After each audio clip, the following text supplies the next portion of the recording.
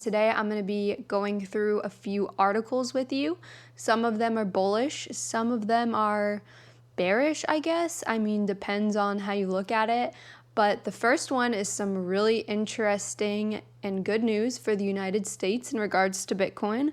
Let me pull up the article. So this is from CoinDesk. So what we have here is the state senator of Arizona introduces bill to make Bitcoin legal tender. So hello, shout out to Arizona. And it says here in some subtext, the U.S. Constitution doesn't allow individual states to create their own legal tender, however. So we're not going to be able to have, I guess, tokens per state, per area, which I think is a good thing. I thought they were doing something like that in Miami, though. I don't know, like a Miami coin. So this article came out actually today, or maybe that just means it was edited around today, but it says January 28th. So let's see what it says. A bill introduced in Arizona would make Bitcoin legal tender in the state in the unlikely event that the legislation passes and the law goes into effect. So I know a lot of people probably think that this isn't going to go through. I saw a comment when I first saw it. I think I saw it. Pomp made a YouTube video about it, and I saw the first comment that had a lot of likes and interactions was, yeah, this isn't going to happen. But let's see specifically what it says. So the bill SB 1341 was introduced by State Senator Wendy Rogers, a Republican. Okay, and I did see her on Twitter. Actually, it was recommended that I go and look at her account today. She was like, hello, Bitcoin people. So I followed her. So, okay, this makes sense. It seeks to amend the list of accepted ledger tender to include Bitcoin, which means the cryptocurrency would be accepted for the payment of debt, public charges, taxes, and other dues. Interesting. Whether such a law could go into effect is questionable given the U.S. Constitution doesn't allow individual states to create their own legal tender. The bill must pass the Arizona State Senate and House before Governor Doug Ducey, a Republican, could sign it into law. Rogers, who took office in early 2021, is a controversial figure who has ties to the anti-government group Oath Keepers. Not sure who that is, and who praised conspiracy theory group QAnon. Don Huffines, a Republican real estate developer and current candidate for Texas governor, recently said he would make Bitcoin tender if he's elected. Ooh, that's pretty bullish. Last September, El Salvador, El Zonte, made Bitcoin legal tender alongside the US dollar and remains the only country in the world that has made the cryptocurrency an official currency. So that's all that we have here. But it's very awesome that El Salvador, El Zonte, it's Bitcoin City, and people are moving there, flocking there because they've got a lot of good openness when it comes to like taxes and all that. There's a bunch of great reason to move there because, you know, Bitcoin is now the currency and people are really excited about it. The residents are they're so excited. Like Bitcoin is pretty much everywhere and people are just chilling, enjoying life in a utopia of Bitcoin, basically. So what do you guys think about this? Do you think it's going to pass? Let me know. But I have another really bullish article. It's a pretty cool story. So this guy here, student becomes overnight millionaire after selling selfies as NFTs. So this was January 25th by Jessica Stewart on mymodernmet.com. So this dude right here, I looked into it a little bit. Basically, he was just taking selfies of himself every single day because he was going to do like a video collage, you know, when someone shows every day like how their face looks and it changes. People really like those. But then he decided, like, let me sell this as an NFT. So let's see. Ever since digital artist Beeple, okay, his name is Beeple. Is that his name? Yeah, I guess Beeple broke records with a 69 million sale in 2021. NFT has been a buzzword. Okay, so we're talking about something else. More and more artists have placed their work on platforms like OpenSea to be bought and sold with cryptocurrency. If you doubted the power of NFTs, the story of Sultan Gustaf El Ghozali might change your mind. Okay, so that's his name. The 22-year-old Indonesian computer science student became a millionaire overnight after selling his selfies as NFTs. So since 2017, Ghozali has been taking daily selfies. While he missed a few days, he still has almost 1,000 selfies. He originally took them to put together a time-lapse video, like I said, but he recently decided to see what would happen if he sold the images as NFTs. So this is what he said: "I was thinking it might be funny if one of the collectors collected my face," Ghozali shared. "I never thought anybody would want to buy the selfies, which is why I only priced them at $3, which is 0.00001 ETH. So what started out as a joke quickly turned into something serious when Ghozali began to see how quickly his images were selling. His collection, which is sold on OpenSea, is called Ghozali Every Day. After going on sale in late December 2021, so recently, the collection went viral when an Indonesian celebrity chef bought one and began promoting it online." Okay, so that was his in. And now prices have spiked to a high of 0.9 ETH, which is $3,000. And he's sold 387 NFTs. Over the past 7 days, the daily average price for one of Ghozali's selfies has been 0.249 ETH, which is about $586. When I try to focus on doing my homework at home while listening to your playlist, let's go to his Twitter. Let's see here. Am I signed in? I'm not signed in. So this is what it says. He has 48,000 followers, so I'm sure this brought some clout to him. "I took pictures of myself every day for 5 years, and he's got a lot of NFT stuff. Having my first desert box in Bittersweet Universe."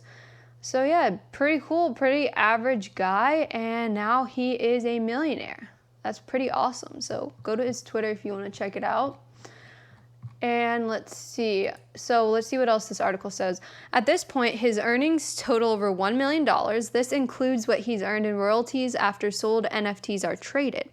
Okay, so if you sell NFTs and they're traded, I guess you get some portion of that. So it's not just a one and done deal where, you just sell it and you get the money. I guess you get some sort of maybe percentage from the trades, which is another really great incentive for NFTs. In addition to his millionaire status, he's become an overnight NFT celebrity, which you can see from his Twitter. He's got a lot of followers now. It's left the student feeling a bit confused by the attention.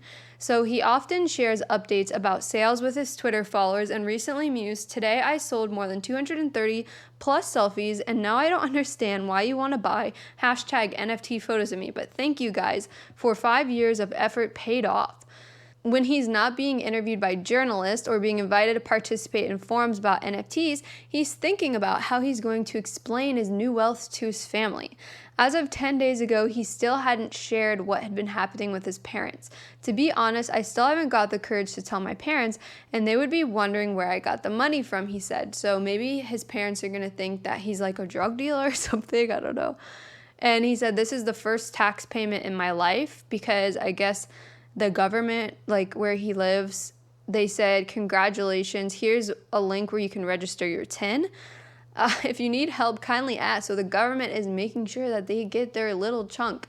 And taxes are very important with this kind of thing because it's technically considered income. So what he will be sure to do is pay his taxes. So that caught the eye of the local tax authorities. And he said, "Of course I will pay for it because I am a good Indonesian citizen." So as for what he's planning on doing with the money, in the future, he hopes to open an animation studio and for now will invest the money. In the meantime, he'll keep taking selfies so that he can make his time-lapse video when he graduates. In regards to his photos, he's just asked that people not abuse his images and has already posted some of the things that people are doing with his selfies, like turning them into shirts. So that's another thing that you have to remember. When you're selling NFTs, if you're selling like photo NFTs and not just animated ones, then that's an image of you that someone is buying to own. And then I guess that means that they have all the rights to it and they can use it in whatever way that they would like. So you have to be comfortable with that someone owns your image. It's not that they just took it off the internet or whatever. It's that they actually own the rights to it. So anyways, let's go on to White House wants crypto rules as a matter of national security. So the Biden administration is preparing to release an executive action that will task federal agencies with regulating digital assets such as Bitcoin and other cryptocurrencies as a matter of national security. A person familiar with the White House's plan tells Barron's. So this article is from barrons.com. And so what does this mean? That it's a national security. Okay, they're making it sound like it's just so crazy. Let me see what under the picture of Biden it says an executive order would aim to bring order to the government's approach to regulating cryptocurrencies. So let's see what else this article says. I'm trying to understand what exactly they mean by that. The National Security Memorandum, expected to come in the next few weeks, would task parts of the government with analyzing digital assets and assembling a regulatory framework that covers cryptos, stablecoins, and NFTs, or non-fungible tokens, this person said. This is designed to look holistically at digital assets and develop a set of policies that give coherency to what the government is trying to do in this space, the person said. The State Department, Treasury Department, National Economic Council, and Council of Economic Advisors would be involved in the initiative. So I guess meaning like they want to control it to their benefit. The White House National Security Council would also be involved, the person said, since crypto has economic implications for national security. Along those lines, the administration would instruct agencies to work on harmonizing regulations of digital assets between countries. Okay, so they want to have some sort of control between different countries because this is why, because digital assets don't stay in one country. It's necessary to work with other countries on synchronization, the person said. The White House wouldn't issue recommendations. Agencies would be given 3 to 6 months to come up with proposals, and the White House would act as a policy coordinator. White House officials declined to comment. Bloomberg earlier this month reported on the White House's plan. The White House aims to bring order to the haphazard approach that the government is now using to regulate crypto, the person said. Various agencies oversee the industry, including the Securities and Exchange Commission and the Commodity Futures Trading Commission, but there's no consensus on matters such as whether some tokens should be registered as securities or how to oversee exchanges, stablecoins, and high-yield lending products. Congress has held multiple hearings on cryptos in recent months, exposing partisan divides between Republicans and Democrats on how to regulate the industry. The Biden administration is also urging Congress to draft rules. So, when they use words like urging, it's kind of like, it's more of like a threat rather than a suggestion. The White House released a report on stablecoins in November recommending that Congress act promptly to regulate the industry. The Federal Reserve has also weighed in on digital currencies. The Fed released a report on a central bank digital currency, or what they're calling CBDC, so central bank digital currency, earlier in January that laid out the pros and cons of digitizing the dollar. So that's kind of what we're scared of, right? Because digitizing the dollar means that we come into a surveillance state. The report said that the Fed could start work on the project with support from the White House and Congress. A Treasury Department spokesman called the report an important step forward in discussions about a CBDC. Other countries are ramping up scrutiny of crypto, seeing it as a matter of national economic security. Russia's central bank and finance ministry said this week that Bitcoin mining and trading activity should be more tightly regulated. Russian President Vladimir Putin called on regulators to form a unanimous opinion on regulating the space Wednesday. So that is interesting. So it's kind of a whole lot of mumbo jumbo and doesn't really give us like anything specific rather than, we want to watch, because it's going through multiple countries and yada, yada, yada. But just remember, guys, if you own your private keys, you fully own your Bitcoin and you have sovereignty. So no matter what they try to do, as long as you have those coins in cold storage, I think you're going to be okay. But we'll see what this does to the price. Do you think this is bullish? Do you think this is bearish? I'm not really sure because it's very vague on what exactly they're going to be doing. So I guess we'll be finding out the first couple weeks of February. So this is something else that's pretty interesting, the corporatization of Bitcoin. This next article that I have here. Google Pay might bring Bitcoin to your Android phone. So there's that functionality, to make it easier on the consumer or the average person to use crypto right here, which, leads to hyperbitcoinization. So let's see what this article from bgr.com is saying. So, Bitcoin might be the most popular cryptocurrency, but the entire crypto industry is quickly becoming mainstream. Bitcoin might be in a slump right now, but it had a tremendous 2021 after several years spent in a bear market. The rise of NFT and the dawn of the metaverse have also contributed to the increasing rising of cryptocurrency. Unsurprisingly, big tech companies are watching. Of course they are. And Google is one of them. The company is looking to bring a radical new Google Pay experience to Android devices that might include managing digital money like Bitcoin and other cryptocurrencies. Oh, what a surprise that Google is watching. You can already use an Android device or iPhone to trade Bitcoin and other cryptocurrencies. You don't need Google Pay or Apple Pay to trade or spend Bitcoin. So there you go, guys. You don't really need it. Therefore, Google doesn't have to directly support crypto transactions. All you have to do is load up an app like Coinbase, Robinhood, or PayPal to start buying and selling cryptocurrencies like Bitcoin on a mobile device. But there's no question that incorporating native support in Android for Bitcoin and other digital currencies could make it even easier to manage wallets handling your crypto money. Yeah, it would. And it would also, be right in your face. So I'm sure a lot of people, they love convenience and they would probably use it. Especially in a world transitioning to a place where blockchain technology might become mainstream. The NFT, it already is. Come on. Obviously there's still room for growth, but blockchain is being used pretty heavily already. The NFT revolution is one proof of that. Web3, or the future of the internet, is another. A decentralized internet will need support for various blockchains, probably well beyond Bitcoin, and that will require support for crypto payments. That's where Google Pay support for cryptocurrencies might play a critical role. And Google has already confirmed its interest in expanding Google Pay support for cryptocurrencies. Apple, are you going to be competing with this?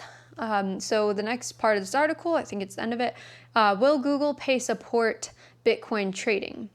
So the actual details of buying, selling, or storing Bitcoin inside the Google Pay wallet are not available. But Google confirmed to Bloomberg, so Bloomberg is getting all this inside information, guys, that it's charting a new course for Google Pay after abandoning a push into banking.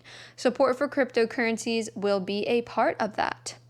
Google hired former PayPal exec Arnold Goldberg to run its payments division. PayPal also happens to support Bitcoin trading and other cryptocurrencies. And there's no telling when you'll be able to store your Bitcoin in your Google Pay wallet or whether you'll use your Google Pay Bitcoin and crypto balance to pay for goods in stores via Google Pay. But that's also something that PayPal supports. So PayPal is just, setting itself up right there to be compatible with all this. But Google's president of commerce, Bill Reddy, confirmed that Google Pay will offer a broader range of financial services. So what does that mean? That includes cryptocurrencies. Reddy joined Google in 2019 after serving as the COO of PayPal. The overhaul will turn Google Pay into a quote-unquote comprehensive digital wallet. That means support for digital tickets, airline passes, and vaccine passports. Bro, as for the Bitcoin element of Google Pay, Reddy said that Google wants more partnerships in the crypto space. The company already has deals in place with Coinbase and BitPay that let users add debit cards from these exchanges to Google Pay. These cards let users spend Bitcoin and other cryptos by turning them into regular fiat currency. Google Pay only facilitates fiat payments, but Google Pay isn't yet accepting crypto transactions. And then we're going to leave this off with a quote that says, "Crypto is something we pay a lot of attention to," Reddy said. "As user demand and merchant demand evolves, we'll evolve with it." So you see that everyone's just going to have to accept Bitcoin because You can regulate it and all that. You can say ban it like China and India, but you end up still using it. And these countries are realizing that if they don't get in on it and get it going quickly, then the other countries will, and they're going to be, lower ranked on the totem pole of successful countries, because obviously Bitcoin is a great store of wealth. We can see that. Just look at the chart. And yes, we are having a correction, but we've had a lot of different corrections. I'll make another video on that because I have a chart that I could show you guys. But the corrections that we've had are similar to this one. So if you're new to Bitcoin, don't panic, just hodl. I have seen Bitcoin go from 850 to 67,000, almost 70,000, the all-time high. So you just gotta relax and just keep hodling, because if you sell with emotion and panic and all that, you're never gonna end up on top, because everyone's gonna say, oh, it's going to zero, until it's not going to zero, until it's flying up, and then everyone's in a manic frenzy, euphoria high at that point. But of course, when it goes down, everyone's just thinking, oh, it's gonna keep going down forever, when that's not true, because we have all of this bullish information that you guys can see. So thank you guys for watching. I hope you enjoyed this style of video for me. If you have any comments or things that you would like to see me talk about, please let me know in the comments. I will see you guys soon. And by the way, I'm working on a course right now for you guys. This is for people that they're just learning about Bitcoin. I'm going to be making a Bitcoin guide for you. It's going to be on my Patreon, so I'm working on sketching it out and making it as comprehensive as possible right now. I'll keep you updated on it, but if you do want to support my channel, Crypto Ventures, I do have a tier on my Patreon. I believe it's a $2 tier, so all you're pretty much doing is donating to the channel just to keep me motivated and keep this going. I'll let you know when the Bitcoin guide course is on there. It's going to be about the best way to go about Bitcoin, storing it, all of that kind of stuff. So hopefully you'll enjoy that and you'll be able to learn from it. I'll be explaining why I have my convictions about Bitcoin, and hopefully open you guys' minds up to the rabbit hole of Bitcoin.